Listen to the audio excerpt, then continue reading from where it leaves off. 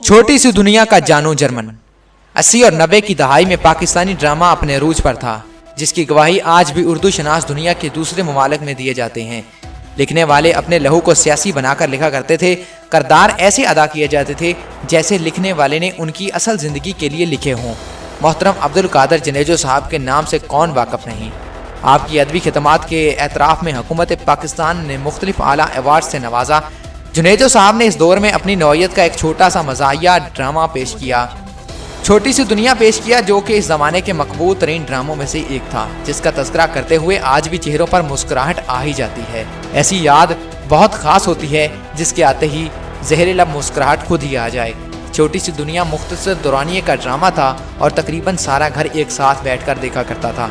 ये भी इस दौर के ड्रामों की एक अहम बात है। आज के दौर में ऐसे मज़ाहिया ड्रामों को कोस्ट काम कहा जाता है, जो कि अंग्रेज़ी ज़ुबान का एक लफ्ज़ है, उर्दू में बतौर घुस बैठिए शामिल हो चुका है। ये लफ्ज़ अंग्रेज़ी के दो अल्फाज सिचुएशन, जिसका मतलब सूरत हाल, और कॉमेडी, जिसका मतलब मिज़ाह पर मुश्तमिल है।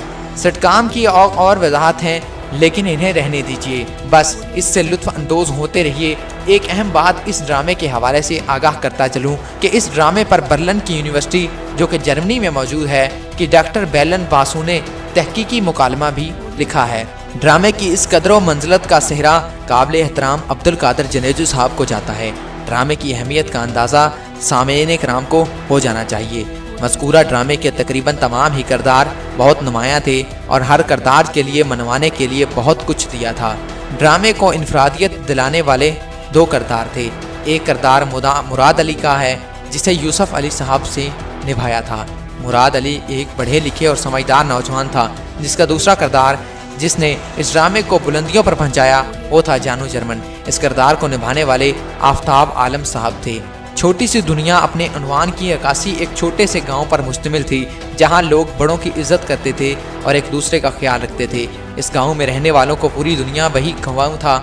मुख्तसरन ये कहकर गांव वाले मुराद अली साहब को इल्म परखने के लिए अंग्रेज़ी बोलने का मुकालमा रखते हैं और मुकालमे के लिए जानू जर्मन नामी किरदार मद्दे मुकाबले होता है, जो कि तालीम याफ्ता होने का ढोंग कर रहा होता है। जानू जर्मन ने पूरे गांव के सादा लोगों को बेवकूफ़ बनाया होता है। मुकाबला तय पाता है, तैयारियां पूरे ज़ोरों शोर से शुरू हो जाती हैं और पूरे गांव में इस मुकाबले का शोर मच जाता है। मुकाबले का दिन और वक्त आ जाता है। मुराद अली, जो अंग्रेज़ी ज़ुबान पर अबूर रखता है, मुकाबले का आगाज़ करता है और अंग्रेज़ी ज़ुबान में गुफ्तगू शुरू करता है, जिसमें जग गिलास वगैरह जैसे अल्फाज और दूसरे और वहाँ मौजूद बुजुर्गों के नाम भी लेता है। अब जनाब जानू जर्मन की बारी आती है, जिसका गर्विदा पूरा गांव होता है। जानू जर्मन ABC पढ़ना शुरू कर देता है, जिसमें कोई ऐसा लफ्ज़ शामिल नहीं होता जो कि वहाँ मौजूद मजमे में बैठे शख्स को समझ आता।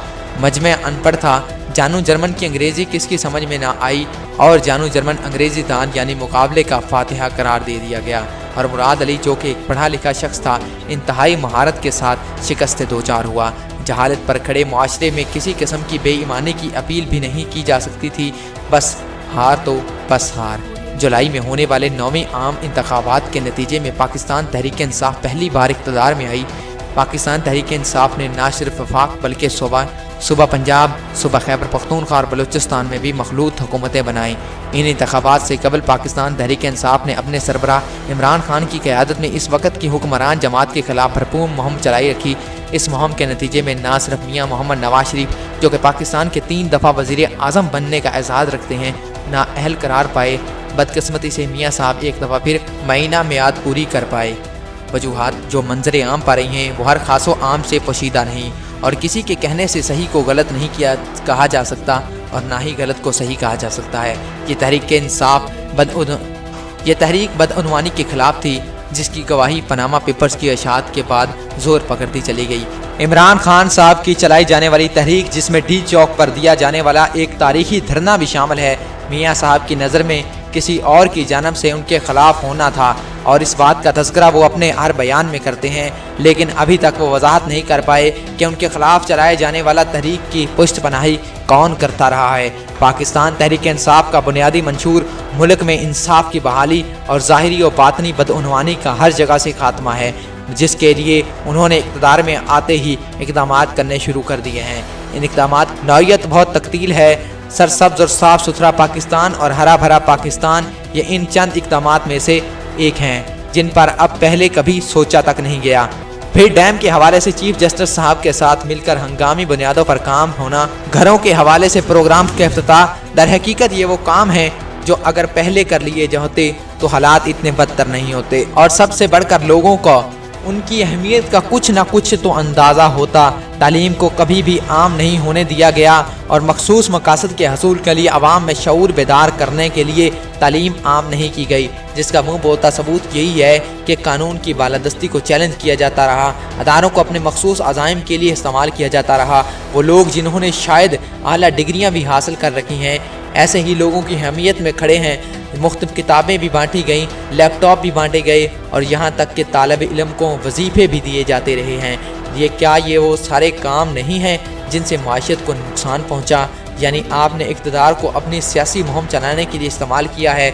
अगर यही पैसा लोगों को रोज़गार के लिए दिया जाता और उन्हें अपने पैरों पर खड़ा करने की कोशिश की जाती तो आज कौम सड़कों पर और हुक्मरान सरहदों पर भीख ना मांग रहे होते।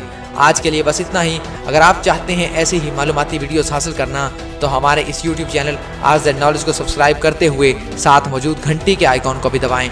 और अगर आपको हमारी आज की ये वीडियो पसंद आई हो तो वीडियो को लाइक करते हुए अपने दोस्तों के साथ ज़रूर शेयर करें। मैं हूँ एहसन अली और आप देख रहे थे RZ Knowledge। वस्सलाम।